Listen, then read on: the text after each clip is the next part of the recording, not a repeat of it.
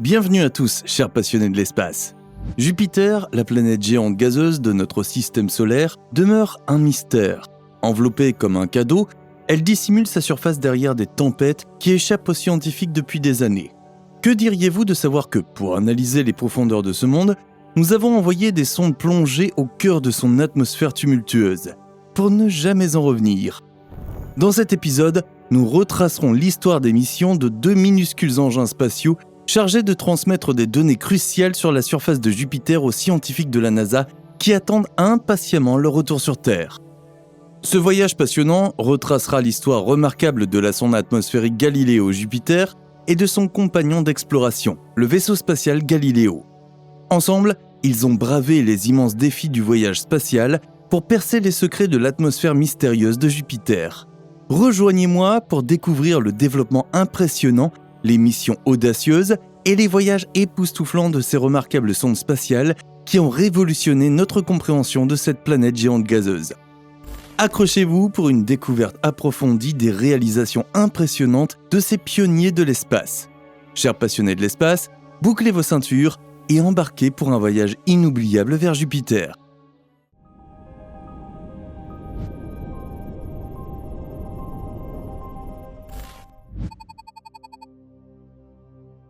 La construction de la sonde atmosphérique Galileo Jupiter répondait à des objectifs bien précis. Sa mission principale était d'étudier la composition et les caractéristiques de l'atmosphère de Jupiter, afin de fournir aux scientifiques des données précieuses pour améliorer notre compréhension de la planète la plus géante de notre système solaire. La sonde devait mesurer les propriétés atmosphériques, notamment la température, la pression et la composition, et rechercher la présence de vapeur d'eau, d'hélium et d'autres gaz. En recueillant ces informations, les scientifiques espèrent percer les secrets de la dynamique atmosphérique de Jupiter, de ses conditions météorologiques et de l'existence potentielle de conditions propices à la vie sur ces lunes. Cette réalisation est le fruit d'une collaboration entre la NASA et l'Agence spatiale européenne, l'ESA. Ce projet commun a permis aux deux organisations de mettre en commun leur expertise, leurs ressources et leurs avancées technologiques. La NASA a fourni le vaisseau spatial Galileo, qui a servi de vaisseau mère à la sonde, tandis que l'ESA a conçu et construit la sonde atmosphérique elle-même. Cette sonde était composée d'un bouclier thermique, d'un module d'entrée et d'autres instruments scientifiques essentiels. Le bouclier thermique protégeait la sonde de la chaleur et des radiations intenses lors de sa descente dans l'atmosphère de Jupiter. Le module d'entrée contenait les instruments scientifiques de la sonde, notamment un spectromètre de masse et des capteurs atmosphériques, essentiels à la collecte des données. En outre, la sonde a été construite à l'aide de matériaux légers afin de respecter les limites de poids imposées au vaisseau spatial Galileo. Avant son lancement, la sonde atmosphérique Galileo Jupiter a été soumise à des tests rigoureux afin de garantir sa fiabilité et sa fonctionnalité.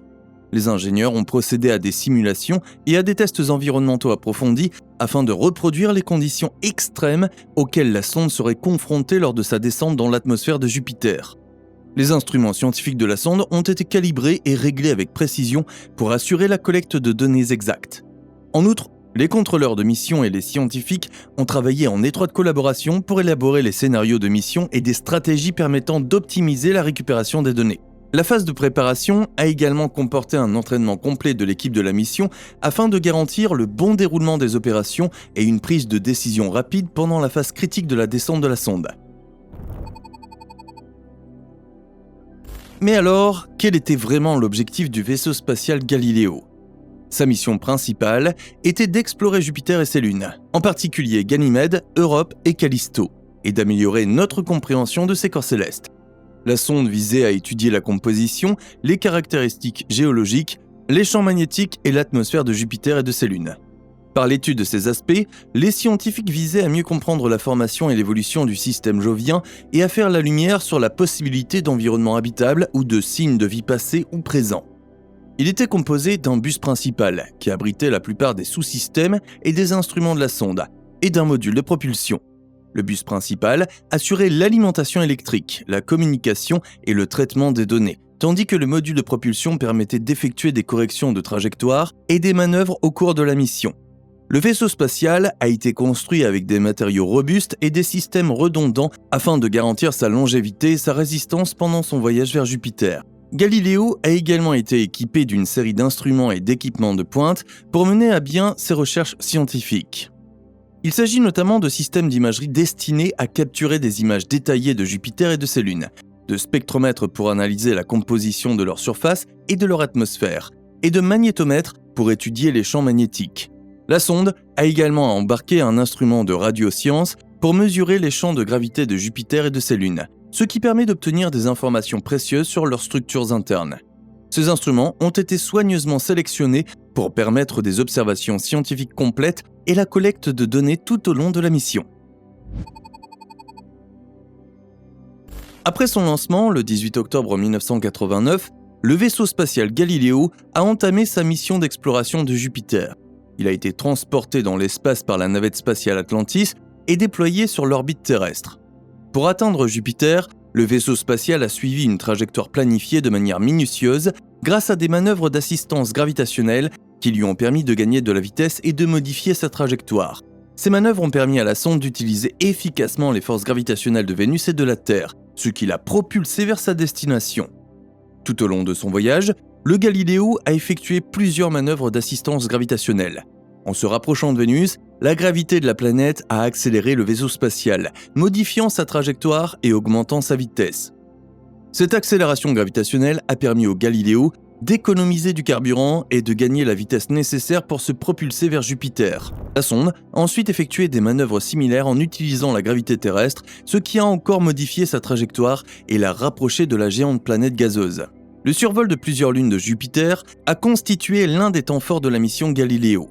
En s'approchant du système de Jupiter, la sonde a fait des rencontres captivantes avec Ganymède, Europe, Callisto et Io, capturant des images époustouflantes et recueillant des données inestimables. Ces survols rapprochés ont fourni aux scientifiques des informations détaillées sur la surface des lunes, leurs caractéristiques géologiques et leurs champs magnétiques. Les instruments de Galileo ont également révélé des preuves d'activité volcanique sur Io, de l'eau liquide sous la croûte glacée d'Europe et une grande variété de paysages sur les autres lunes. Le voyage de Galileo a été semé d'embûches. À un moment donné, l'antenne directionnelle du vaisseau spatial a manqué de se déployer complètement, réduisant ainsi la quantité de données pouvant être transmises à la Terre. Les ingénieurs et les scientifiques ont trouvé des solutions innovantes pour surmonter ces obstacles, notamment en utilisant des antennes plus petites et en adaptant le plan de la mission pour optimiser la transmission des données. Malgré les difficultés techniques rencontrées, la mission Galileo a persévéré et a continué à fournir des informations inédites sur Jupiter et ses lunes. Dès son entrée dans le système de Jupiter, la sonde atmosphérique Galileo Jupiter s'est lancée dans son audacieuse mission de pénétration de l'atmosphère de la planète. Elle a été séparée du vaisseau spatial principal, conçu pour résister aux conditions extrêmes qu'elle rencontrerait au cours de sa descente. Ce moment crucial a marqué le début du voyage indépendant de la sonde dans les profondeurs de l'atmosphère de Jupiter. Lors de sa descente vers Jupiter, la sonde atmosphérique Galileo Jupiter a été confrontée à l'immense pression et à la chaleur générée par son épaisse atmosphère. Le bouclier thermique situé sur le bord d'attaque de la sonde l'a protégée des températures intenses, lui permettant de poursuivre sa descente. Parallèlement, la sonde a recueilli autant de données que possible sur l'atmosphère de Jupiter, ce qui lui a permis de mieux comprendre sa composition, sa température et ses gradients de pression. Des instruments spécialisés à bord de la sonde ont mesuré des paramètres tels que la température, la pression et les concentrations de divers gaz. Ces mesures ont été essentielles pour permettre aux scientifiques de comprendre la composition et la dynamique de l'atmosphère de Jupiter. Grâce à la descente de la sonde, une exploration sans précédent des couches atmosphériques de la planète a pu être réalisée, dévoilant ses secrets couche par couche. En pénétrant progressivement dans l'atmosphère de Jupiter, la sonde atmosphérique Galileo Jupiter a connu des conditions de plus en plus hostiles. Elle a atteint des niveaux de pression et de températures extrêmes, défiant ses capacités opérationnelles.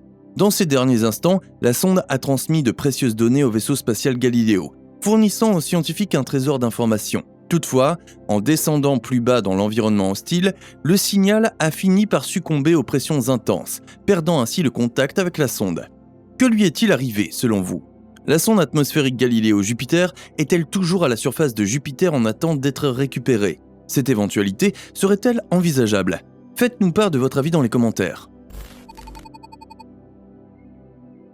Après la descente du Galileo dans l'atmosphère de Jupiter, elle a joué un rôle crucial dans la récupération des données de la sonde. Doté d'un système sophistiqué de récupération des données, le vaisseau spatial Galileo a capturé les données transmises par la sonde. Ce processus de transfert de données a permis de s'assurer que les précieuses informations recueillies au cours du voyage de la sonde étaient stockées en toute sécurité à bord du vaisseau spatial en vue de leur transmission vers la Terre. Après avoir reçu les données de la sonde, le vaisseau spatial Galileo a entamé son voyage de retour vers la Terre.